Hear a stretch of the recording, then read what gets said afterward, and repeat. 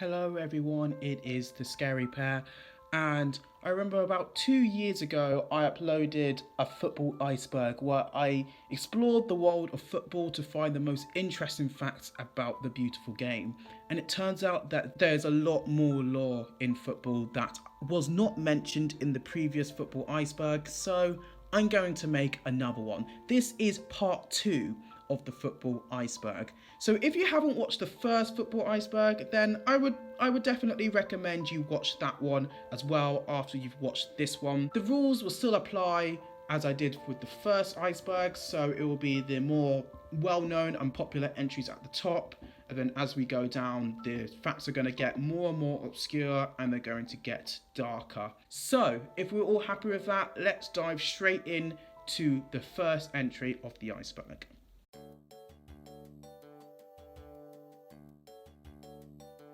It's coming home. This is a chant that England fans sing every time they win a match in the World Cup or the European Championships. The words "it's coming home" is a reference to the fact that England is the home of football since the game was created by the English. Steven Gerrard's slip. It was the 2013 to 2014 season and Chelsea were playing Liverpool, and Liverpool needed to win this match in order to give them a real chance of winning their first Premier League title since 1990. Before the match, Steven Gerrard gave a team talk to his side where he said that they must not let this slip.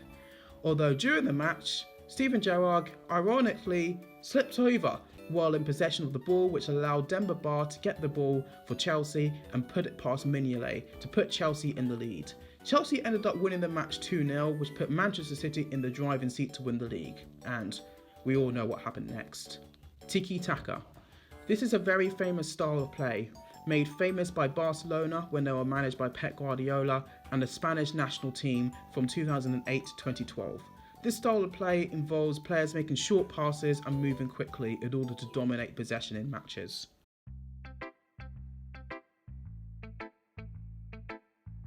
Let's be having you. On February the 28th, 2005, Norwich City were drawing 2-2 against Manchester City at half-time. This is when the Norwich City owner, Delia Smith, came onto the pitch and passionately said these famous words. "A message to the best football supporters in the world. We need a 12th man here. Where are you? Where are you? Let's be having you. Come on." Ironically, Robbie Fowler scored a last-minute goal and Norwich City lost the match 3-2 and got relegated that season. Derby County 2008. During the 2007 to 2008 season, Derby County had just been promoted to the Premier League and went on to have the worst season in the Premier League ever. They won only one match. The match that they won was against Newcastle. And I must say to Newcastle fans, how embarrassing must that have been? Derby County ended that disaster of a season with the lowest point tally in Premier League history. However, the likes of Huddersfield Town in 2019 and Sheffield United in 2021 have come close to breaking this unwanted record. Luis Suarez bites. You might think that this was just one incident where Luis Suarez bit a player, but no. This happened on 3 separate occasions. Like 3 times, like what? Anyway, in 2010, when Luis Suarez was playing for Ajax, he bit a PSV player, Otman Bakel. And then in 2013, when Suarez was at Liverpool, he bit the Chelsea player, Branislav Ivanovic. And then in 2014, when Suarez was playing for Uruguay, he bit the Italian defender, Chiellini. So yeah, I mean, did someone forget to feed Suarez lunch before these matches or something? Like, what on earth? Gordon Banks won the save.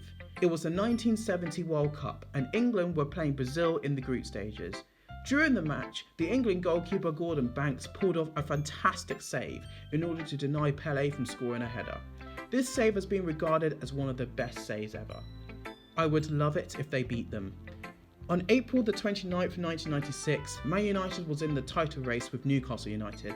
The Newcastle manager at the time delivered a now infamous interview in response to Sir Alex Ferguson, the Man United manager at the time, claiming that teams try harder against Manchester United than Newcastle. He said, "I've kept really quiet, but I'll tell you something, he went down in my estimations when he said that. You can tell him that we're still fighting for this title and he's got to go to Middlesbrough and get something, and I'll tell you honestly, I would love it if they beat them, absolutely love it." But Newcastle United unfortunately drew their last 2 games, whilst Man United won their last 2, crowning them champions.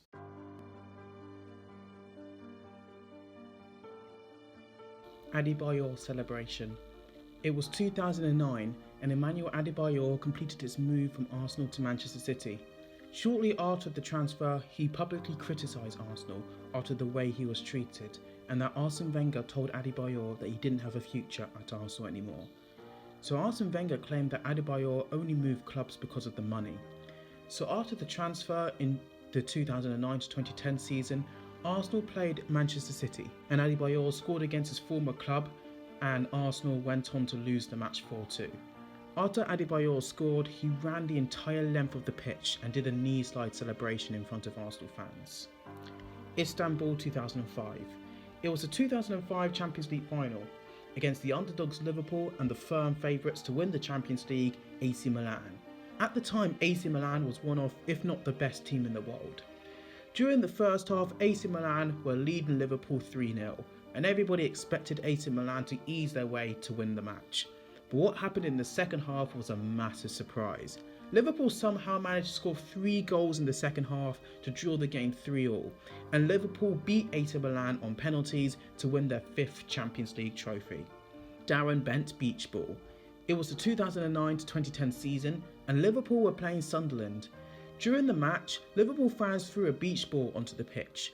Late into the match, the Sunderland striker Darren Bent took a shot and the ball bounced off the beach ball that was thrown onto the pitch and completely wrong-footed Pepe Reina and went into the back of the net, giving Sunderland a 1-0 win. Cristiano Ronaldo interview 2022. During the 2022 to 2023 season, Cristiano Ronaldo was playing for Manchester United in his second spell at the club. Unfortunately, the season prior, Man United didn't do very well, finishing in 6th place, with the manager at the time, Ole Gunnar Solskjaer, getting the sack after a 5-0 loss to Liverpool, a 2-0 loss to Manchester City and a 4-1 loss to Watford. In came Ralf Rangnick as an interim at the end of the season, and then Erik ten Hag, the current manager at the date of recording, now is the manager. Just before the 2022 World Cup in Qatar, Cristiano Ronaldo appeared in an interview with Piers Morgan, heavily criticising Manchester United and the ownership, and how he said he had no respect for Rangnick nor Erik ten Hag. And get this, he did all of this while he was still employed as a Manchester United player. Soon after the interview, Manchester United immediately terminated his contract, and soon the Saudi club Al Nassr signed him, which arguably started the rise in Saudi clubs buying a lot of Premier League stars. COVID-19 season. It was the 2019 to 2020 season, and the season was going just like any normal season, until in March 2020 the United Kingdom went into lockdown due to the COVID-19 disease.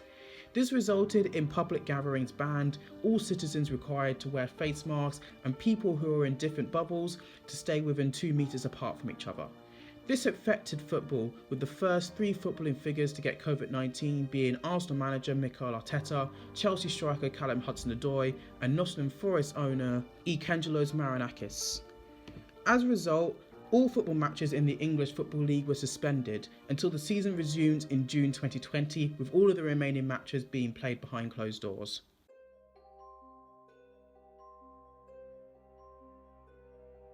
Istanbul 2014.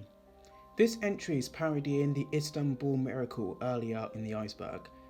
But this time, instead of Liverpool coming back from 3 goals down to draw 3-3 in the Champions League on penalties, this time it was Liverpool's turn to have a 3-goal lead against Crystal Palace, and they slipped. Basically, they needed to win against Crystal Palace in order to win their first league title since 1990. So they are 3-0 up at half time. Then in the final 10 minutes of the match, Crystal Palace scored 3 goals to draw the game 3-3, and that was the match that secured Manchester City's title win over Liverpool. What makes this result even worse is that it was literally the very next game after the Steven Gerrard slip against Chelsea. Lev Yashin. Lev Yashin is arguably the greatest goalkeeper in the history of the sport. He is the only goalkeeper as of 2023 that has ever won the Ballon d'Or and won the Goalkeeper of the 20th Century award. Lev Yashin was nicknamed the Black Spider due to his impressive goalkeeping agilities and reactions. Throughout his incredible career, he conceded just 70 goals in 78 appearances for the Soviet Union. And in the 1956 Olympics, he just conceded 2 goals throughout the whole tournament. And he has saved over 150 penalties in his career and has kept over 270 clean sheets. My word, what a goalkeeper. Ryan Mason. It was the 2016-17 season. Hull City was playing against Chelsea. Hull had a corner in the game and Ryan Mason and Gary Cahill collided heads when they both attempt to head the ball. Ryan Mason collapsed on the floor and fractures his skull, leading to 40 metal plates in his skull and 28 screws and 45 staples holding the plates in place. On that day, he could have very easily have died since he hit a very fragile part in his skull that could have damaged his brain. Thankfully, Ryan Mason survived the incident, but sadly, he had to retire from football. Cantona karate kick. In January 1995, Crystal Palace was playing against Manchester United, and during the game, Man United star Eric Cantona was sent off. As Cantona was walking off the pitch, one of the Crystal Palace fans shouted abuse and insults to Cantona and his mother. Cantona responded to the insults by completely losing his temper, and he kicked the fan right in the chest. Afterwards, the FA banned him for 9 months, and Cantona was never allowed to play for his national team, being France, ever again, and was sentenced to 2 weeks in jail. To this day, Cantona claims that he doesn't have any regrets about kicking the supporter. He further said that he actually does have one regret, which was that he'd love to have kicked the hooligan harder. Christian Eriksen's cardiac arrest. During the 2020 Euros, Denmark were playing against Finland. During the match, the Danish midfielder Christian Eriksen collapsed onto the pitch unexpectedly. Physios rushed onto the pitch and performed CPR on Eriksen. One of the physios even said that Eriksen was dead at the moment. Eventually, Eriksen was brought back to life and was taken to the hospital, where he had a metal pacemaker in his heart to restore his heartbeat back to normal. It turned out that Eriksen had a cardiac arrest on the pitch, where his heart stopped beating, and for a few scary moments he was dead. Thankfully, he is back to normal and still playing football to the date of the recording, where he's now playing for the club I support, which is Manchester United.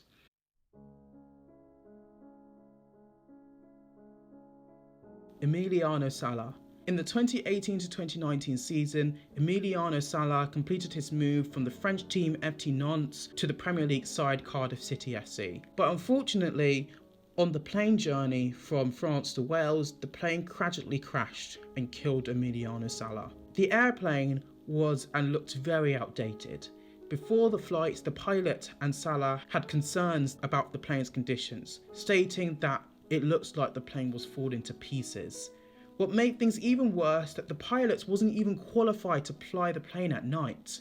David Henderson, who should have flown the plane, was charged with endangering the safety of an aircraft. The pilot lost control of the plane whilst trying to avoid a cloud, and the tail and the wings broke away from the plane, causing the plane to crash and fall into the English Channel. United Passions. This is a movie about the creation of FIFA. Not many people know about this film, but to put it lightly, it's a very terrible movie. It's just filled with propaganda, and the movie isn't really about football at all. It's honestly just a very boring movie about executives. Or as I like to say, it's just men in suits talking. Honestly, don't waste your time or money with this film, it's just terrible. Vichai Incident. On the 27th of October 2018, shortly after Leicester played West Ham, the Leicester City owner, Vichai, took a ride in his helicopter from the King Power Stadium, and very shortly after it took off, it started to spin uncontrollably, and eventually crashed outside of the stadium and burst into flames, killing the owner Vichai and 5 other people on board of the fatal helicopter. This event was especially sad, since he was the man that only 2 years ago from that day guided Leicester to win the league in 2016. The Battle of Santiago and Ken Aston. Good evening. The game you're about to see is the most stupid, appalling, disgusting and disgraceful exhibition of football possibly in the history of the game. Chile versus Italy. This is the first time the two countries have met. We hope it will be the last. It was the 1962 World Cup, and during the tournament, Chile were playing Italy in the group stages. And this match is considered one of, if not the most heated and most violent game in the history of the sport. The two countries at the time had a very fierce rivalry before the match, with the Italians calling Chile a dump and the Chileans calling Italy fascist. So during the match there was a lot of violence and the players were punching and kicking and spitting at other players. The police had to intervene on 4 different occasions in order to calm down the players. It's Coming Rome. This is a parody of the It's Coming Home chant that England fans sing during the World Cup and Euros. It was a 2020 Euro final and England were playing Italy, and Italy ended up winning the game on penalties, winning Italy the 2020 Euros. During the celebration, the Italian captain Chiellini screamed at the camera, "It's coming to Rome," to parody the It's Coming Home chant.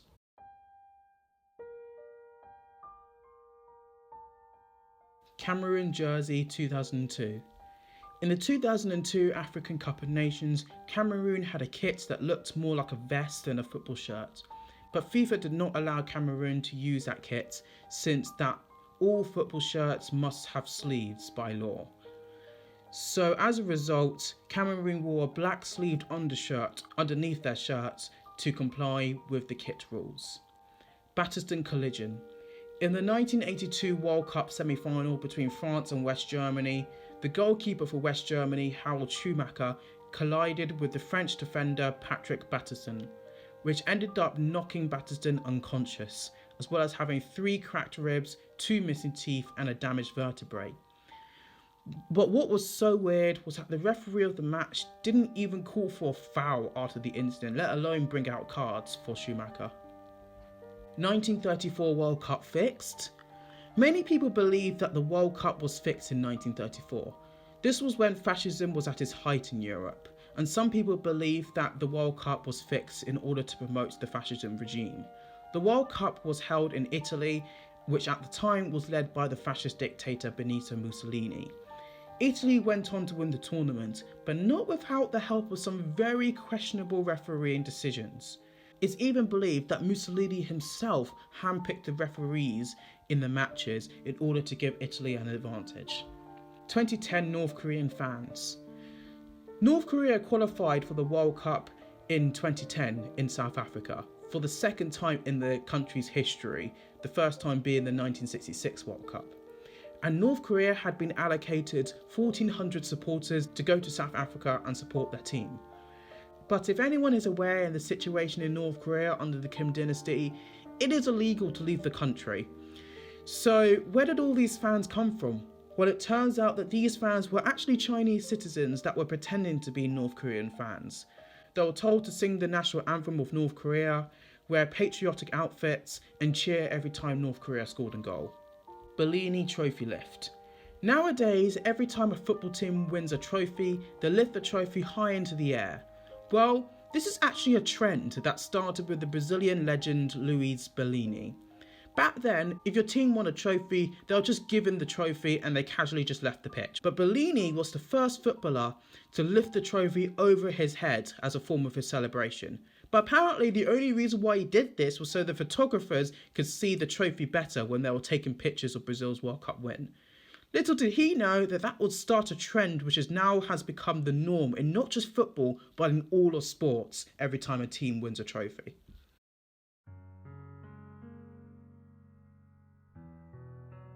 Disgrace of De Jong.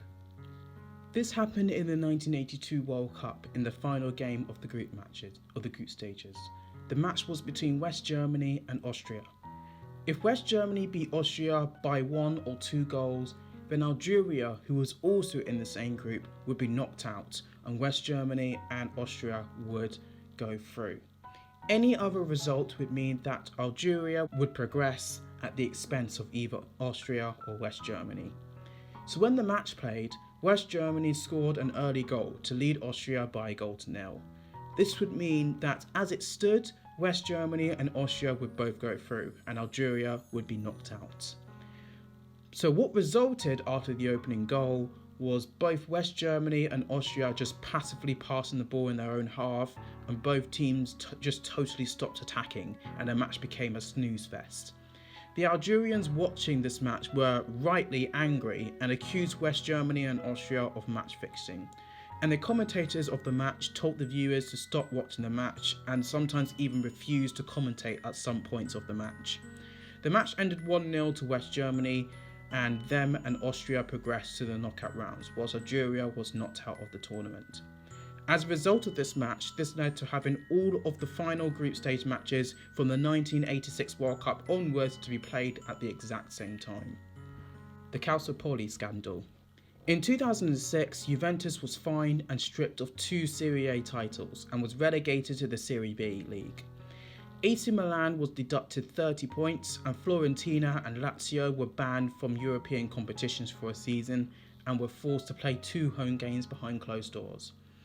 This was because during the season, all of these clubs were found guilty of choosing which officials refereed their matches, which gave them an unfair advantage in their matches. Jules Rimet's speech 1950. It was the 1950 World Cup between the host nation Brazil, and they were playing against Uruguay.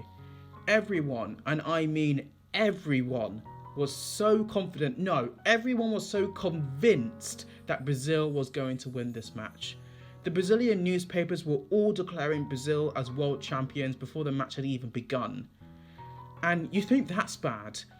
Everyone was so convinced that they even went as far as making 22 gold medals, with each player playing for Brazil's team's name was already imprinted on the medals before the match had even begun. And if you think that's bad, the FIFA president himself at the time, Jules Rimet, even he, a person that's supposed to be neutral in footballing events, but even he was so confident that Brazil was going to win this match that he prepared a congratulations speech in Portuguese to celebrate Brazil's win, and he never even bothered to prepare a speech in Spanish in case Uruguay won. So everyone and their dogs were convinced that Brazil was going to win. However, they did not, in what was one of the biggest upsets in international football history. Uruguay, despite being 1-0 down, turned it around and won the game 2-1, crowning Uruguay world champions against all odds. This stunned the whole nation, and the entire stadium fell silent. And Jules Rimet, the man that had prepared a speech for Brazil's victory, was shocked. And instead of congratulating Uruguay, he just reluctantly handed them the trophy in silence. This match will always remain one of, if not the biggest upset in World Cup history. Johan Cruyff kidnapped 1978. It was the 1978 World Cup hosted by Argentina, but the Netherlands star player at the time, Johan Cruyff, did not feature in this World Cup despite helping the Netherlands qualify for it. For a while, no one knew why he didn't feature in the World Cup, but in 2008, he revealed that the reason why he didn't feature in this World Cup was because he and his family were victims of a kidnap attempt a few months before the tournament. Cruyff was tied up with his family at gunpoint. This experience changed the entire view of football and its life, and played a big part as to why he didn't want to play in the tournament. Thankfully, Cruyff and his family managed to escape the kidnap attempt.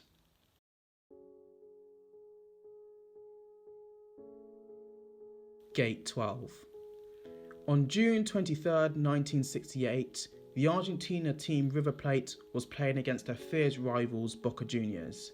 The match ended 0-0, but at full time, Boca Junior fans made their way out of the stadium to Gate 12 that was locked, and the tunnel to the gate was very poorly lit, and it resulted in a human crush, with people on top of the stairs falling on top of the people that have already made their way to the gate. 71 people died in the crush. Estadio Nacional.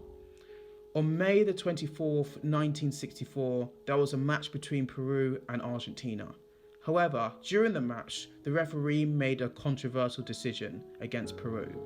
This enraged the Peru fans and responded to the decision by invading the pitch. The police responded to the pitch invasion by firing tear gas at the fans, and so as a result, lots of fans panicked and they rushed to leave the stadium in great numbers. However, the exit doors were closed during the match. Many fans trying to leave the stadium were pressed against the doors, due to them being crushed by other fans trying to leave behind them, and the door eventually burst open, killing 328 people. Man City United. This is pretty much a joke entry, but I think the story behind this is quite interesting. So it's not a complete joke. There is some seriousness behind this. This happened due to a misunderstanding in my knowledge of football one day. I started to get into football during the 2009 to 2010 season. And at the time, I knew who Manchester United were, but I didn't know who Manchester City was. One day, I was looking at the league table and I saw Man United in second behind the league leaders Chelsea and the eventual champions, but I also saw Man City in fifth. And I was really confused since I didn't know who Man City was, and I even thought that Man United and Man City were in fact the same team. So I was really confused as to why the league table was showing Man United twice. So I asked my sister if Man United and Man City were the same team, and she said they weren't. Then I said, I knew that Man United was short for Manchester United, but I didn't know what Man City was short for. So I asked her what Man City was short for, and she said that Man City was short for Man City United, which I believed for a few months. But eventually, a couple months later, I found out that Man City was actually short for Manchester City, not Man City United. However, I never forgot that story and the name Man City United, and I probably will never get another opportunity to explain this story, so I just might as well just put it here on the iceberg. Andres Escobar. In the 1980s and 1990s, Colombian football was in a bit of a dire state. Almost every club in the Colombian league was owned and dictated by gangs and drug cartels. One of the most powerful figures in Colombian football at the time was a man called Pablo Escobar, who was the head of the Medellin cartel. In the 1994 World Cup, Colombia had a group stage match against the USA. They had to win this match or else they'll be out of the World Cup following their previous 3-1 loss to Romania in the opening game. The Colombian team was warned that there will be fatal consequences if they lost this match and if they chose certain players for the match. But unfortunately, Andres Escobar scored an own goal during the USA match. Colombia went on to lose the game 2-1, which knocked them out of the World Cup in the group stages. 10 days later, Andres Escobar was confronted by a group of men outside of the club. And one of the men shot Andres Escobar 6 times and killed him, with the man shouting "goal" after every shot.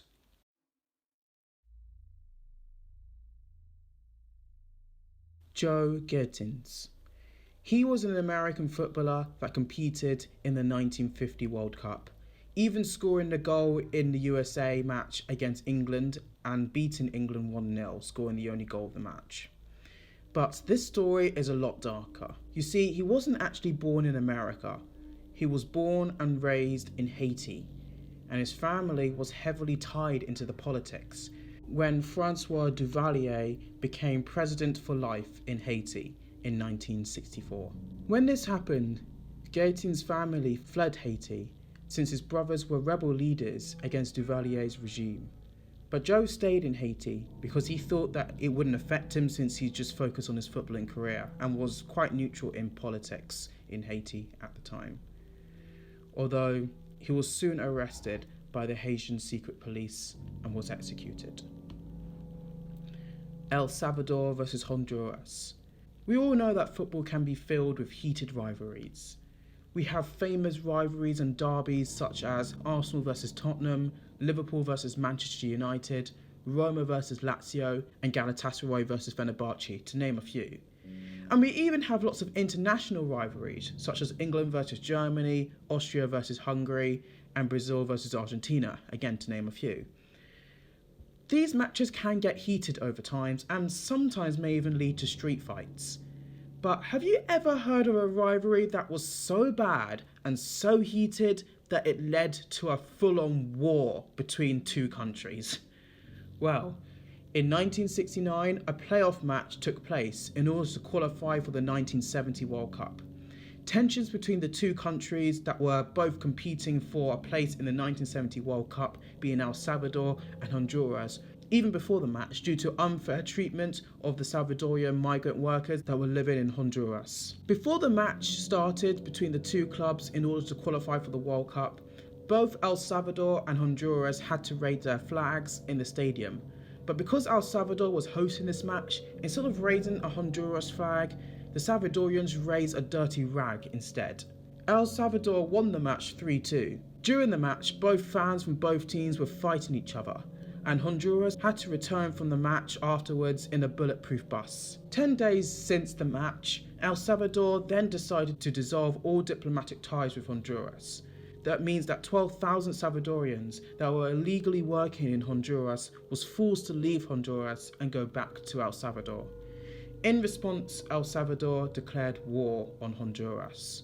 The war only lasted for 100 hours, but it took the lives of 3,000 people. Matías Sindelar and Alexandre Villaplane. Matías Sindelar was an Austrian striker that helped Austria qualify for the 1934 World Cup, and it helped the team reach the semi-finals. Alexandre Villaplane was a French midfielder that helped them qualify for the first World Cup in the country's history in 1930. As the 1930s progressed in Europe, fascism in countries such as Italy and Germany were getting more and more popular. And in 1938, Germany invaded Austria, and Austria became part of Germany, and the two national football teams were merged together. However, Sindelar refused to play for Germany. In January 1939, he was found dead with his girlfriend due to carbon monoxide poisoning. Some people believe that he was killed by the German Gestapo due to his opposition to the regime. In France, Alexandre Villaplane had become involved in criminal activity in the French black market. In 1940, Germany invaded France during World War II, and Villaplane took part of the French Gestapo that was controlling France during the German occupation in one of their French colonies in North Africa. Villaplane was even able to join the SS due to his work during the war effort, and even executed a member of Free France who was an African resistance that was fighting to end German occupation in France. In 1943 and 1944, Villaplane was arrested and was sentenced to death by firing squad due to his war crimes on December 26, 1944. Manchester United lost match. Okay, this is a complete of a joke entry. No, there isn't a lost match that Man United have played, and the do not research part is, well, that's also a joke as well, so nothing more to say about this. On to the next one.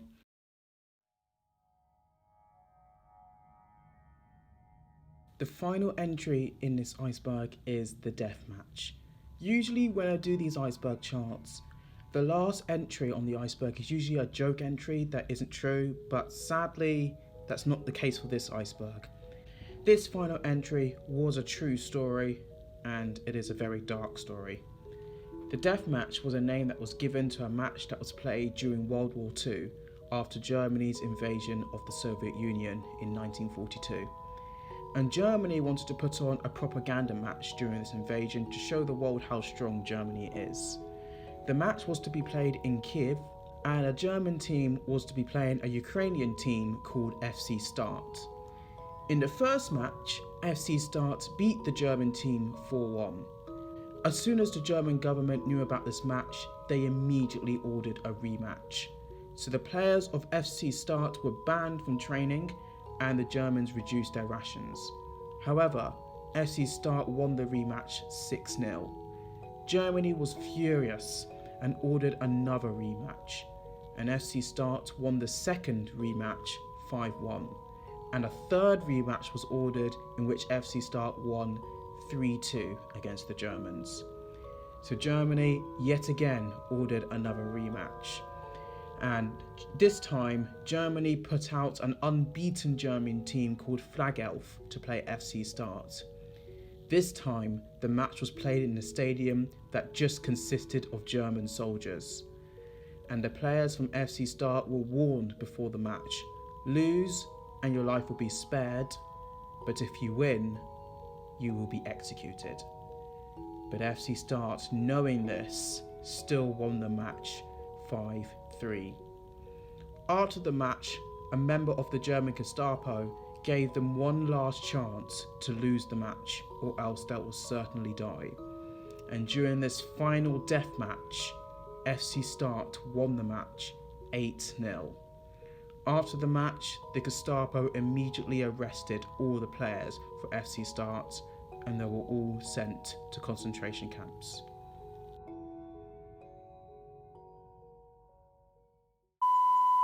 And there we have it. That is part 2 of the Football Iceberg. So yeah.